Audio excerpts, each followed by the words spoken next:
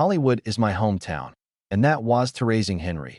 Even with Happy Even today, with the huge We Wanted comedy, and he was searching for more values. Happy Days debuted on TV.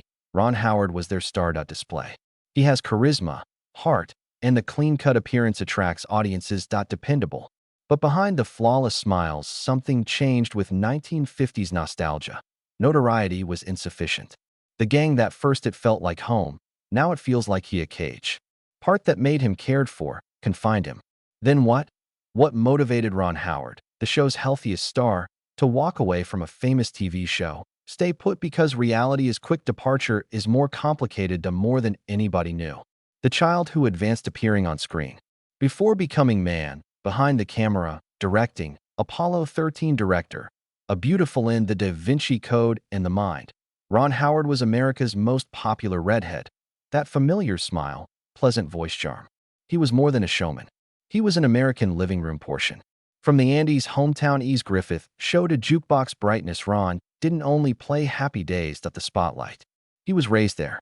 However, when fame knocks before you lose, more than merely molding newborn teeth, rewires your life. Ronald William Howard was born March 1. Duncan, Oklahoma, 1954.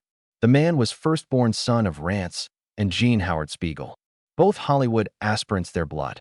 Ron was bad at acting. Fell. It nearly was inherited.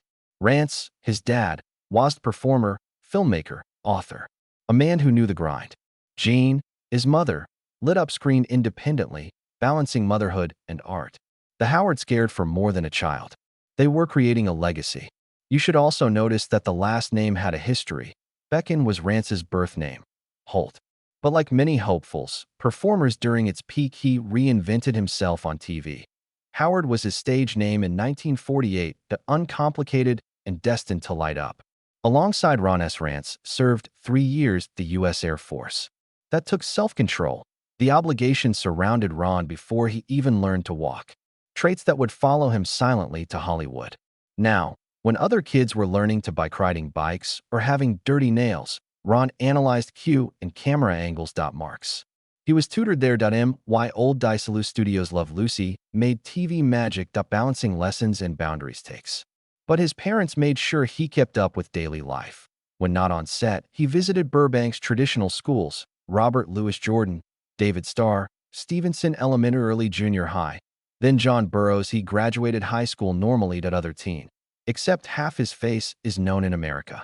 However, his ambitions were set, then moving. The world saw acting. However, directing was his passion. Started wandering. Sparks appeared early. Life behind the scenes motivated him. Seen daily. Watching his dad and crew moves like invisible architects. Story came together for Ron, young. Once, he thought he almost immediately realized narration from directors' chair could be his calling. Following a high, he attended the University of a prestigious Southern California University of Cinema Arts. Many consider that the great location. Ron felt it was simple. One more chapter. Despite not graduating, Hollywood rejects diplomas. Directors. Ron had vision, lots of that. Before Happy Days, Ron was preparing when the phone came. The majority of actors twice his age would credit him. Jealousy. His first film role was in Journey, 1959. After that, Hesterted appearing on TV everywhere. Heejun's DuPont show guest, Allison in Child Lost Twilight Zone 2. Indeed, that Twilight Zone. An episode titled He Walked to Welcome Dennis. Dennis's menace, Stuart buddies, and makes cameos on Many Love for Cheyenne and Dobie Gillis. It where cameos and one-liners. However, each was one more lesson. Each director, each set, each script adding something, his growing understanding of storytelling labor. Not simply line pronunciation, but how to build such lines globally belong to. When most kids his age deciding their desires, Ron Howard was once living it. As much as the camera cherished him, he was beginning look past the frame. For Ron, magic went beyond being seen.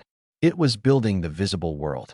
Thus, a child with a fresh face was seen by the world. Healthy smile.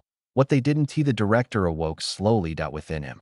Young man who would become known as a famous storyteller in Hollywood history. From sitcom star to the Hollywood visionary. Prior to Ron Howard shouted for action behind the scenes. Camera, his freckled eyes were large. A youngster steals America's heart as Opie Taylor on Andy Griffith. In 1960, at 5 years old, he joined the cast as Ronnie Howard, playing Andy Griffith's son on screen. 4-8 viewers tracked his growth for seasons. Up in Mayberry, which seemed trapped in easy times, family arrived, and teachings were mild. First, it was TV comfort food. Ron was the hub, but behind that innocent smile lay a child is learning to tell stories that genuinely worked. He remembered his first holding a toy turtle in the opening scene must act like he's dead and real. He remembered Andy Griffith speaking softly, guiding and showing him how the moment feels real. A 5-year-old, that concentration wasn't just guidance and mentoring. Later, Ron stated that he didn't merely act now. He figured it out. Narrative direction. Andy Griffith's show became an American classic. Cozy, pure, timeless.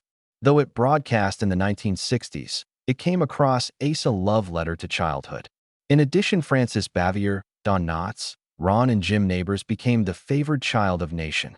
Also, when the show 8 seasons later, he wasn't just another youthful entertainer. He participated in TV history. In the 1960s, Gone, Ron was ready to change. In an anthology excerpt, he found it apt love in the television set, converted to love in Happy Days. That one-time function produced chants that defined his youth happiness in adulthood. In 1974, Ron turned into Richie Cunningham. Next door is an all-American boy. Crisp cut, friendly, hopeful always. Richie was your parents' ideal Manto Mary, and unlike him closest friend in leather jacket, Henry Winkler as Fonza. Together, they made one of some of the most famous TV couples, Richie Cool and Hart. Additionally, that chemistry wasn't just for cameras. Off-screen, Ron and Henry built a real long-lasting friendship. However, the song Happy Days went mainstream. Ron sensed cultural things. Itchiness. He enjoyed acting, the enthusiasm, laughter, and bonding many fans, but something deeper was phoned him. Same spark that started debuted on Andy Griffith and was currently propelling him to the director's chair. He wanted more than performance tales. He wanted to mold them. However, behind the studio and casual smiles lights, something else existed that he avoided addressing stirring. Openly. It went beyond imagination. Ambition no longer drives him. There were extra motifs that kept more harder than leaving. Thus, following being America's favorite face for years, Thursday nights featured Ron Howard, Anything Unexpected. He left that show that made him famous. Also, if everyone assumed they knew why, nobody expected the truth to be so profound. Understood. Then what caused it? Why did Ron Howard leave Happy Days? Hold on to observing to learn. In 1977, Ron director Howard debuted with the low-budget action film Grand Theft Auto. He wrote a comedy with his dad, Rance. Film was part of an agreement with producer Roger Corman, is famous for allowing emerging filmmakers to one requirement. Eat my featured Ron, dust first. Doing so, Corman preserved his word. That one chance began Hollywood's finest managing careers. From there, Ron began rising quickly, directing TV movie like Skyward with B. Davis before landing his first major studio deal, the 1982 film Night Shift. The film with Michael Keaton, Shelley Long, and fittingly his Happy Days pal Henry Winkler. It was clever and funny. Heartfelt. Everything that would later describe a Ron Howard film. The 1990s solidified his place as one of the best of Hollywood. From Blazing Stress Off recalling the grand romanticism of Far and Away and the newsroom chaos, the document, Ron showed his abilities Tony genre while retaining everything revolves around emotion. He had gone from the child acting like sob over a toy turtle filmmaker could make viewers feel actual. The Quiet Storm contest your claim, previously unknown. Ron Howard has a history among Hollywood's best gentlemen. The red-haired child grew up, becoming one of the most respected filmmakers worldwide. He has that calm liveliness, that delicate manner speaking, and a history it appears professional. No disputes, no egos, or messy headlines. In Aaron Howard, a turbulent town maintained cleanliness. However, that doesn't that his career is unrestricted. Of storms. Actually, beneath that calm minor incidents have occurred outside. But genuine, which damaged his reputation and instincts. From creativity disputes to moral outrage, Howard's path hasn't changed exclusively goal-oriented. Additionally, it has been regarding negotiation-type disagreements that might topple even their alleged repute. Return for a moment. Ron Howard has extensive industrial experience. Most people learn to read. Created his debut on film at 2 and never actually stopped working. From Andy Griffith's show to Happy Days, Star.tv's familiar face reassures the sort of performance viewers trusted that he moved behind the lens. Same trust succeeded him. Studios saw him as reliable. Actors loved him. Detractors admired him. He was one of the safest Hollywood hands. In addition, for that notoriety lasted decades. He made great flicks, some mediocre ones, even a couple that didn't quite hit the mark. However, one project in a certain event shattered that calm stretch that opened to all. Da Vinci was that project. Code. When Dan Brown's book went viral in the 2003 frenzy spread globally. On paper, it was controversial. Thus, when Ron Howard agreed to direct the cinematic adaptation stars Tom Hanks as Sled, people were instantly intrigued, and not always positively. The plot focused on a local homicide louvre and centuries-old conspiracy that indicated profound secrets within Christian roots. It was clever, according to some. Fiction. Others regarded it as a straight-up blasphemy. At that point, protests began. In America and in Greece, crowds gathered outside cinemas, manifestations, and earnest prayers against so-called religious onslaught. In the Philippines, the film was banned. In India, 2 screenings were delayed. Months. The Vatican followed, urging a full boycott and accusing slurs fill the film, violations, historical and religious mistakes. Even Opus Dei itself, pictured Catholic institution, contacted Sony Pictures about the story, asking them to remove scenes it offended them. They even requested a warning. Anything toit was fiction. However, Ron Howard persisted. Addressing he told the LA Times that the movie didn't need a warning because it was fiction, he said. He observed that spy thrillers don't start with disclaimers. Additionally, that the narrators didn't claim the truth. Concepts were tested. And even if reviews were divided on the picture, one thing was certain. It was huge because of argument. The Da Vinci Code went global. Surpassing $760 million in box office is the most popular, full Howard career. Ironically, same movie that brought him church indignation gave him his greatest business achievement. However, the quiet ended. Fast forward until 2010, Ron Howard was in a different storm. Not as huge, but amazingly potent. This time, it's unrelated to religion. This was around one word. That word was GY. In trailer Vince filmed The Dilemma, Electric Cars. Vaughn joked, "RI.my parents are watching the dance. GY." Designed to be throwaway. Line. Showing how real people discussion, but viewers didn't see that. Method. The line was immediately criticized as the world becomes more sensitive. Many noticed representation and language. Anderson Cooper finds the joke offensive, even attacked it on his show, linking it to the broader issue. Gay bullying and advocacy groups like GLA requested that Universal remove the line movie and trailer. The studio quickly terminated the line. From ads. However, when in the film, the last final decision by Ron Howard controversially chose to hold on to it. Howard clarified as he recognized the concerns. He thought filmmakers must edit dialogue due to anxiety that transgression could harm artistic method. He said, factors, comedians, storytellers pressure forces artists to create revolutionary changes. It will put humor as entertainment and thought-provoking. Nothing to do with defending the phrase defending creativity. The Hollywood charmer, it was an unexpected stance that received praise and criticism. Additionally, Howard later admitted the idea failed. In a 2025, he admitted in the interview, based on test audiences, you may simply notice its absence. Folks didn't enjoy infidelity. We were reasonably sure was one of those rare occasions. Howard, usually perfect, acknowledged his failure, but he found bright side, crediting the film show the world that Channing Tatum may be funny a celebrity due to diapers. His scandals speak for themselves. Disagreements. No breakdowns. Only occasional creative spurt with a risky job. Commitment, love, and the woman who an experienced person was grounded. Most of his life in front of cameras, Ron Howard saved one thing. His love story was deeply personal. Hollywood was busy making scandals and splits. Ron was discreet, creating something special. Surpassed fame, time, and stress. It's key to serenity. Cheryl Howard, Storm High longtime girlfriend and school sweetheart. According to his friends, the real why he was grounded throughout, even before the awards, the theater, red carpets, and records. Ron was a bashful teen from California.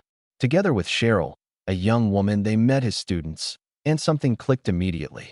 Ron would later say that meeting her, nobody else was there, and intentional. Their first date was straight at a 1970s teen flick, movie, pizza, and a mint green VW. Ron cheerfully drove his Beetle up. The car was part of their story. Little symbol of youth love that after decades. He used to mock it online. It functions flawlessly, as do we. Be honest, he wasn't wrong. On June 7th, 1975, 5 years later, following their meeting, Ron and Cheryl situated centrally in Burbank, California, ready to start by family and friends forever. Tom was a guest, Bosley, Ron's Happy Days co-star. A wonderful reminder of his popularity and renown in real life. We had started Mix. The same year, he attended apex of his sitcom stardom. However, he made place for what mattered most. Non-performative love, though actual. Don't be fooled. Cheryl wasn't T-star girl swept away Hollywood. She had ideas, her own personal freedom. As per their daughter Cheryl and Bryce Dallas Howard forced Ron to propose 3 times. Confirming. Not because she was unloving. But she wanted to build her personal identity first. She said, 2M not interested in school first. Ready to board your train? Bryce in interviews stated that degree, truthfulness, and self-assurance keeping Ron honest. Cheryl's enthusiasm like Ron. She left it on to writing and acting careers. In her rare interviews, revealed their connection. His and her fierce love of stories, how they shaped people collectively, they collaborated, drove their careers. Over time, their lives grew, not just fame, but family that accepted Bryce as one of 4 kids. And Paige followed in, however. Their parents' creative path. Cheryl was behind the winds, always the anchor. Paige phoned her mother at our ship's helm, saying they had sun, moon, and stars. Family. Additionally, Ron Cheryl directed films 50 years later. Their house's rhythm, they paddle together later, physically and metaphorically. By 2025, it was their 50th wedding anniversary. A major event seldom in Hollywood's dream.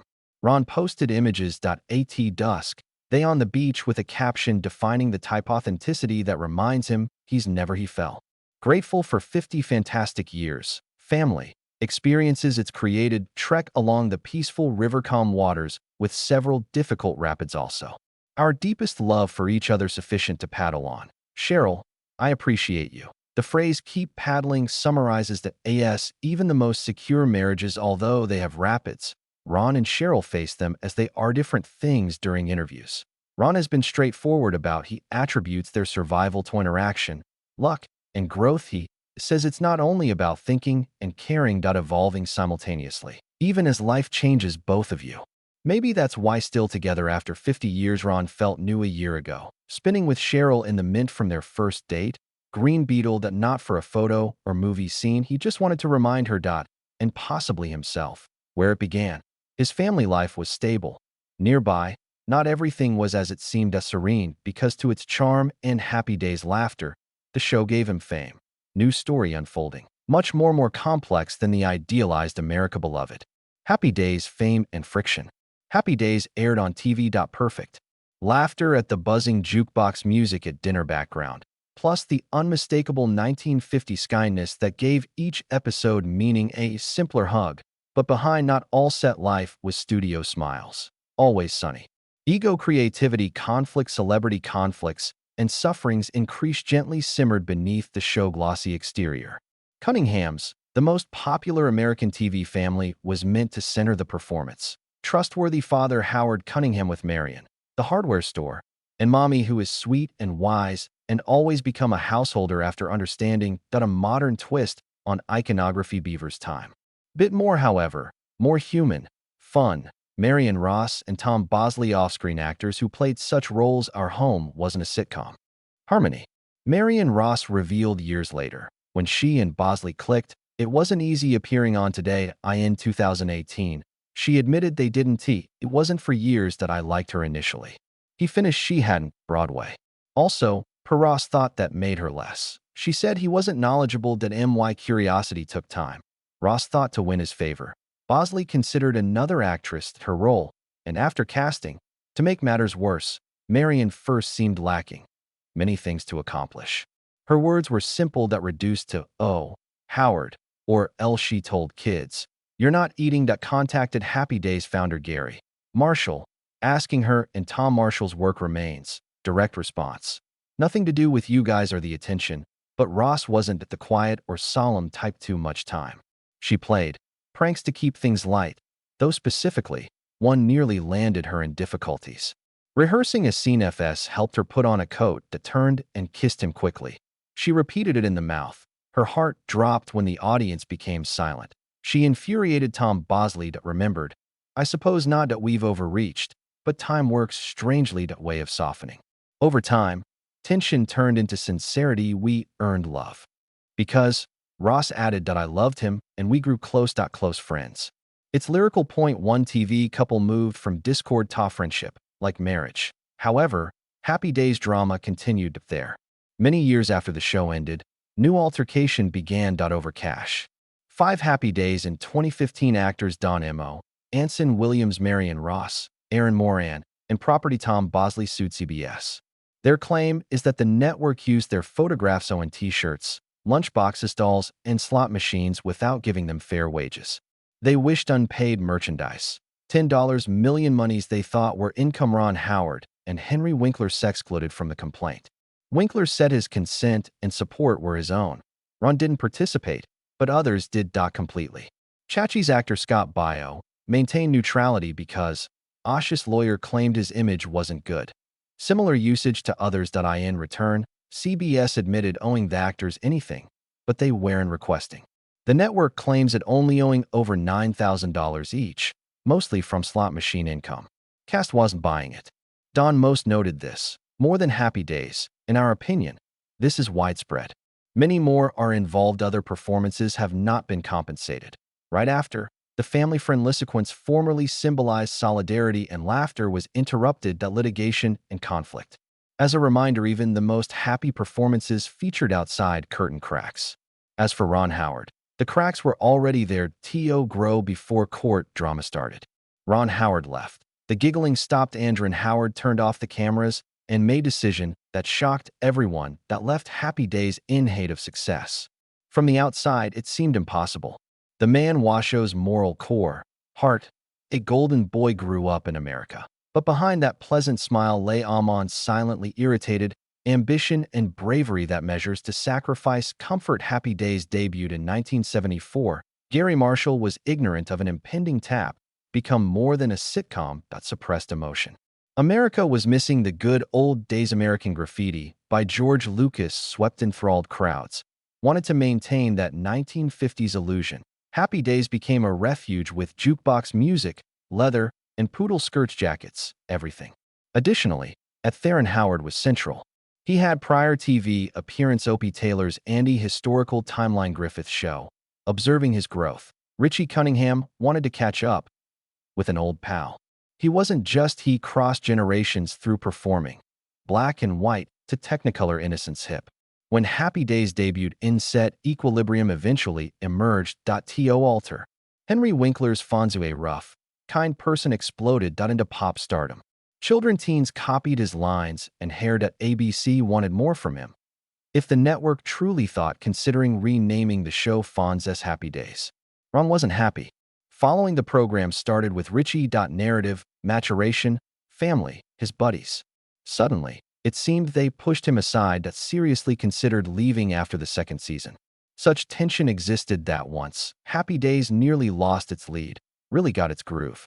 However, Winkler, showing his groundedness, didn't want the spotlight that resisted title shift. This carried on for a long. Back to normal. Still, Ron couldn't eliminate the impression that Richie was ending. The audience ABC ignored their love for him. Beyond character. He had before he attempted directing. He knew about GTA in 1977. His true future was here. He tried to be more active. ABC monitored him. Length. He later admitted that the network didn't take me seriously. They knew him just as Richie Cunningham, not the filmmaker he was becoming.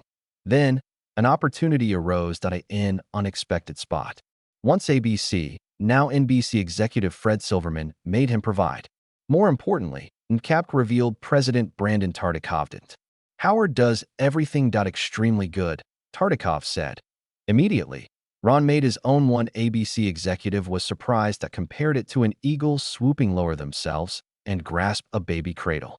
The network lost heavily. Race to fill the gap with Ted McKinley is unique, developing, but chemistry never. Despite this, Happy Days continued. 4 more years, but the spell ended. When Richie was gone, it felt like the show pulse has slowed. Ron's move worked, but not completely. Instantly.